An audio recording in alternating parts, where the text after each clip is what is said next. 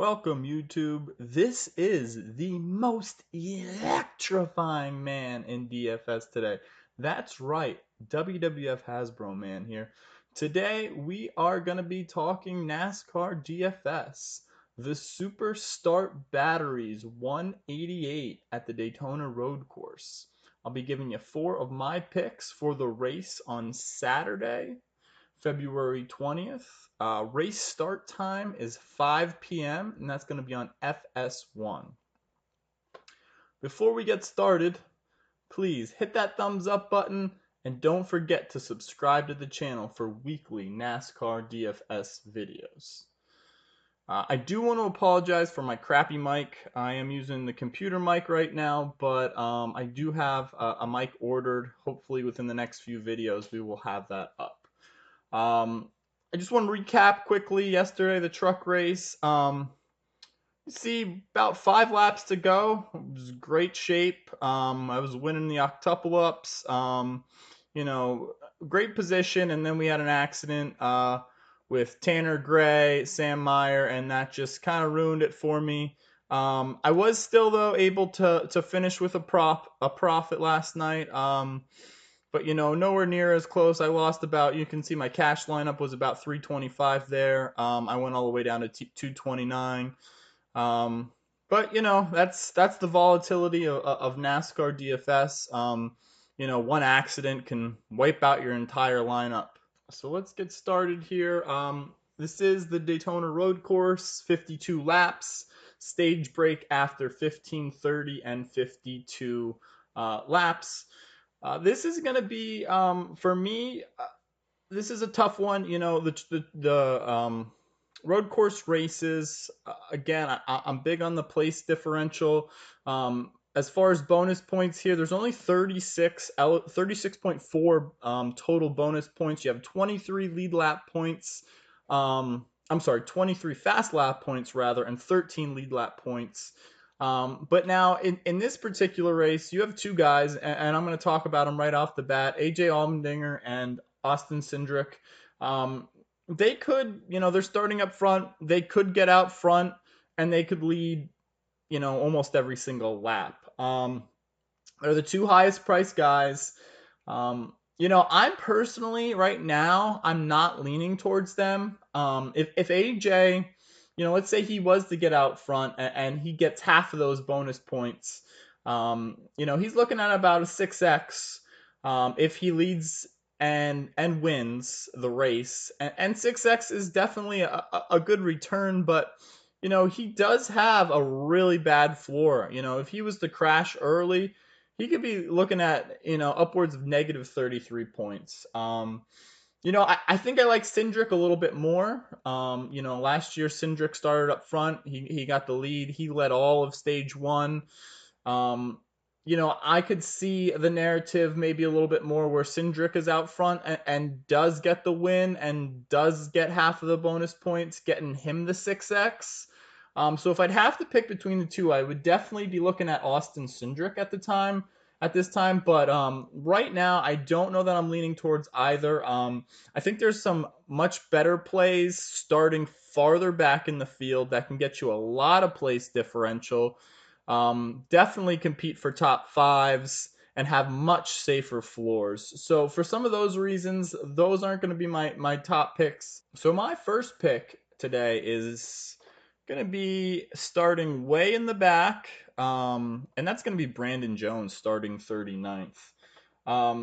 So in his last 6 out of 7 road courses, he has finished in the top 16, which isn't a fantastic statistic, but starting 39th, I think that really is. If he was to finish 16th at this race, you're looking at about 27 points with 23 place differential points. He's going to be getting you about 50 points there. That's a 5.5 time return if he gets 16th.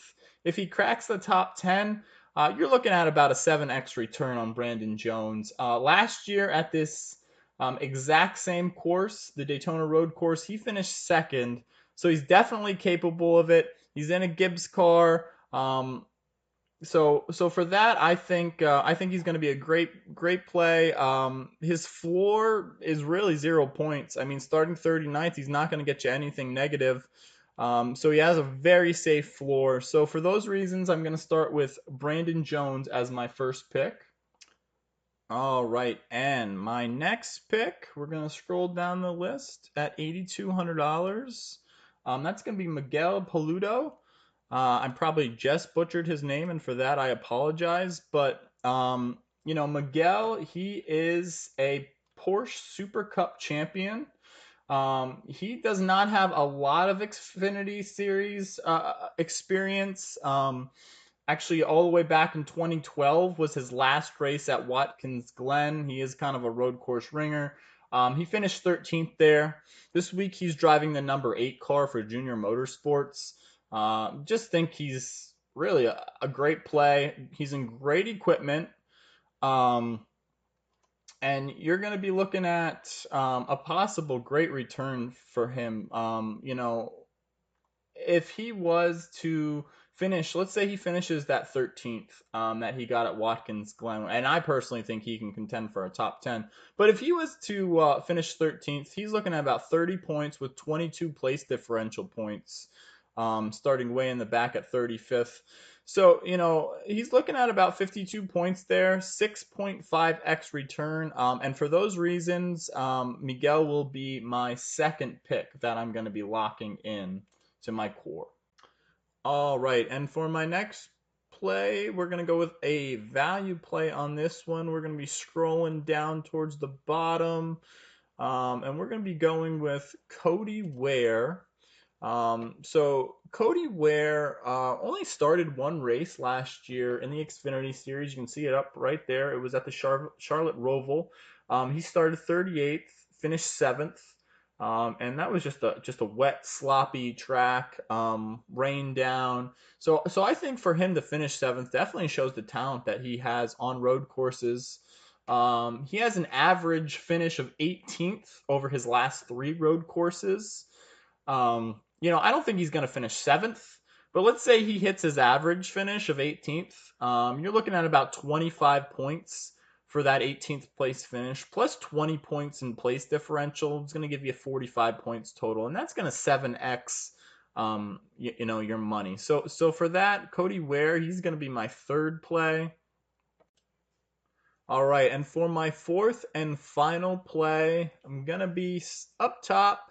I think this guy's not gonna be as chalky as the AJs and the Cendrick, so you could almost call this a GPP play for some leverage.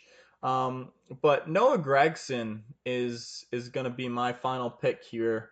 And let's just talk about Noah's statistics. So last year he ran this race. He ran the Daytona road course. He finished 3rd. He has 8 career starts on road courses in Xfinity Series. He has a 4.8 average finish on those courses, and he actually has the best average finish of active drivers right now. 6 of those 8 starts he finished in the top 5. No worse than 10th running position in all 8 of those starts. He's in good equipment. He keeps doing what he's doing. Let's say he gets that 5th place finish. He's looking at about 39 points plus 21 place differential points. That's going to give him 60 points. And finishing 5th is going to give him a 6x return. Much safer floor than if you were to pay up for the Cendrick or the AJ Almandinger. So for that, Noah Gregson's going to be my 4th and final play. So that's it. Brandon Jones, Miguel Paluto, Cody Ware, and Noah Gregson. Those are the core 4 for this week's Xfinity race, February 20th. Start time is 5 p.m. Please, if you like the video, give it a thumbs up. Subscribe to the channel for more DFS content. If you smell what the Hasbro man is cooking.